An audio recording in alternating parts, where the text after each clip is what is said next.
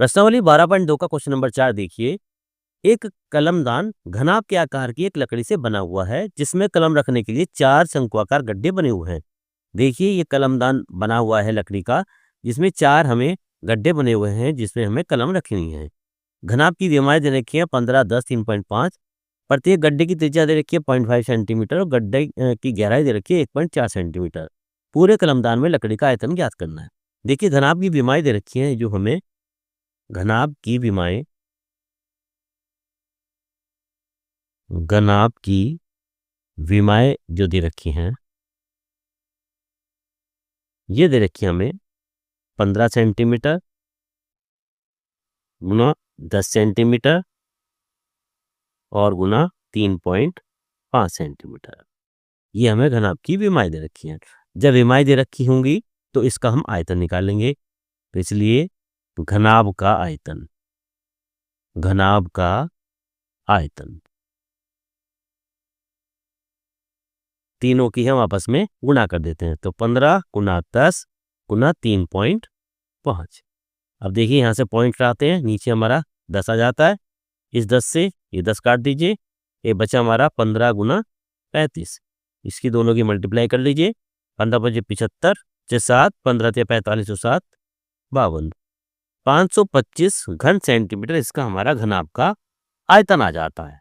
जब घनाभ का आयतन आ गया, जबकि इसी शंक्वाकार गड्ढे की जो त्रिज्या दे रखी है वो दे रखी है हमारी 0.5।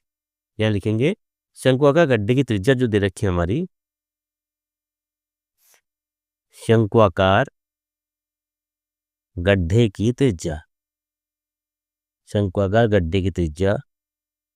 ये दे रखी है हमारी 0.5 सेंटीमीटर। और इसकी गहराई जो दे रखी है, गहराई दे रखी है इसकी 1.4 सेंटीमीटर।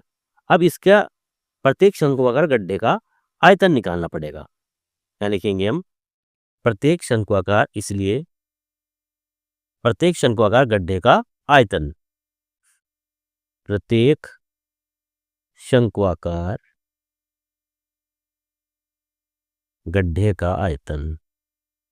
प्रत्येक शंक्वाकार गड्ढे का आयतन हम निकालेंगे। आयतन का फॉर्मूला होता है हमारा 1/3 पाई आर स्क्वायर इंटू एच।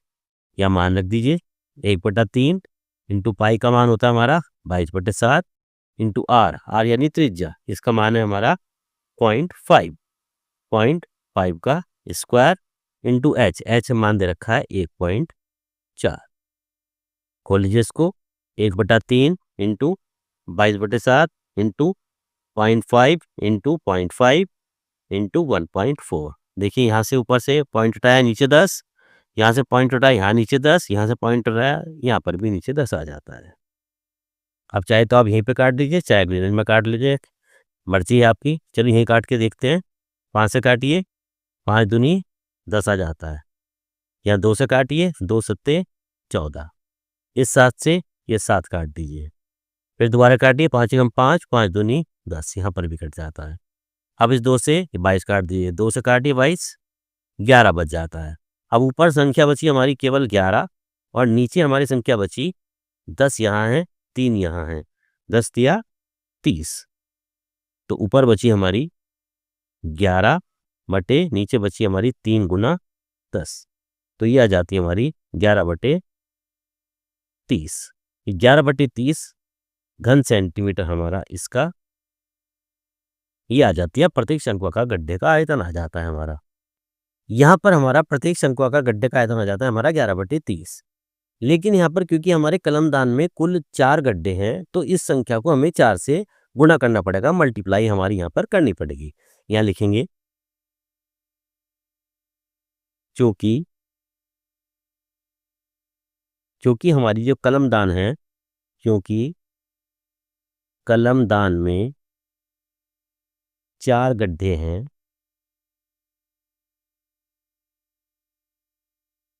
क्योंकि कलमदान में हमारे 4 गड्ढे हैं, तो इसलिए कुल गड्ढों का आयतन, गड्ढों का कुल आयतन कितना हो जाता है, जो ये याद है हमारा, उसको हम 4 से गुणा कर देते हैं। 4 गुना 11/30, तो 11 चौक 44/30 घन सेंटीमीटर हमारा इसका कुल गड्ढे का आयतन आ जाता है। अभी हमें क्वेश्चन में क्या निकालना था? क्वेश्चन में हमें निकालना था कलमदान में लकड़ी का आयतन ज्ञात करना है। तो कलमदान में लकड़ी का आयतन निकालिए। क्या लिखेंगे? इसलिए कलमदान में लकड़ी का आयतन, कलमदान में लकड़ी का आयतन का फॉर्मूला लगा देते हैं। कौन कौन सा? एक तो निकाला हमने यहाँ पर घनाभ का आयतन,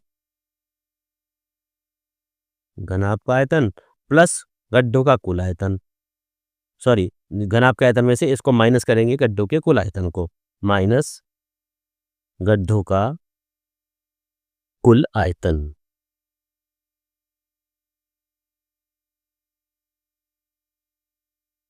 घनाभ का आयतन हमारा आया था 525। ये देखिए घनाभ का आयतन आया था हमारा, घनाभ का आयतन हमने शुरू में निकाला था, यह था हमारा 525।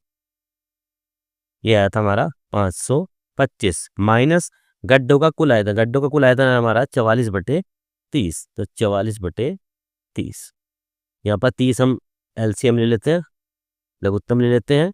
जब 1 की 30 में करेंगे 30, 30 की ऊपर करेंगे 525 में, तो ये आता है हमारा 15,750 माइनस 30 की 30 में करेंगे तो ये हमारा एक बार चलेगा, और 1 की जब हम ऊपर 44 में करेंगे तो यहाँ हमारा 44 आ जाता है। तो 15,750 माइनस 44, इसको माइनस कर लीजिए। तो माइनस करने के बाद आता है हमारा 15,706/30। अब इसको 15,706 को हम 30 से भाग करेंगे तो आ जाता है हमारा 523.53 घन सेंटीमीटर। इस तरह से ये हमारा कलमदान में लकड़ी का आयतन ज्ञात हो जाता है। तो प्रश्नावली 12.2 का क्वेश्चन नंबर 4 यहाँ पर पूरा हो जाता है।